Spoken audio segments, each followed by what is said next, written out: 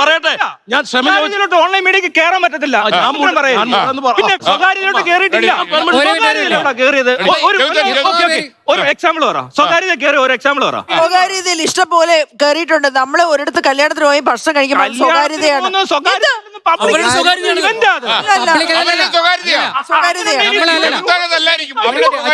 എന്റെ സ്വകാര്യതയാണ്.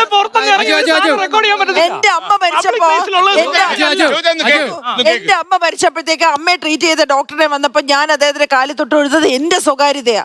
അതെനിക്ക് മീഡിയയിൽ കാണാൻ താല്പര്യമില്ല. ബാത്റൂമും ബെഡ്റൂമും അല്ല, മാത്രമല്ല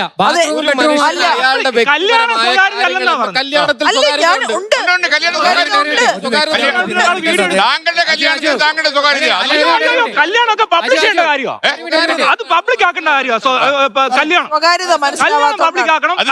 ഒരു ഡിവോഴ്സ് പോലത്തെ കേസ് ഉണ്ടാകുമ്പോൾ വന്നവരുടെ വരെ വീഡിയോ കാണിക്കും.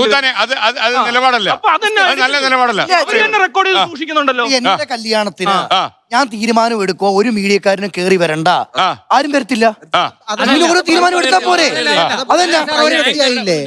ഒരു ആങ്കറുടെ കല്യാണത്തിന് ഇൻവിറ്റേഷൻ ഇല്ലാണ്ട് മീഡിയക്കാർ പോയിട്ടുണ്ട്.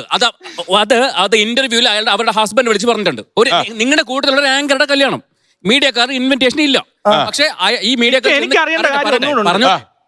മീഡിയക്കാർ ചെന്ന് കയറിയിട്ട് കഴിഞ്ഞ ദിവസം ഒരു ഇന്റർവ്യൂ വന്നപ്പോ അവരുടെ ഹസ്ബൻഡ് അത് വിളിച്ചു പറഞ്ഞു, വിളിക്കാതെ കയറി വന്നതെന്ന്. എന്തിനു വേണ്ടിയാ?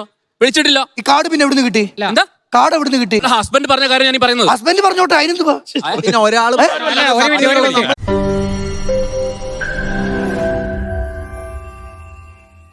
ലോകത്തെവിടെയായാലും ഏത് സമയത്തും 24 വാർത്തകളും ഓഗ്മെന്റഡ് റിയാലിറ്റി പാക്കേജുകളും എക്സ്പ്ലെയിനറുകളും വിശദമായി കാണാൻ ഞങ്ങളുടെ യൂട്യൂബ് ചാനൽ നിങ്ങൾക്ക് സബ്സ്ക്രൈബ് ചെയ്യാം.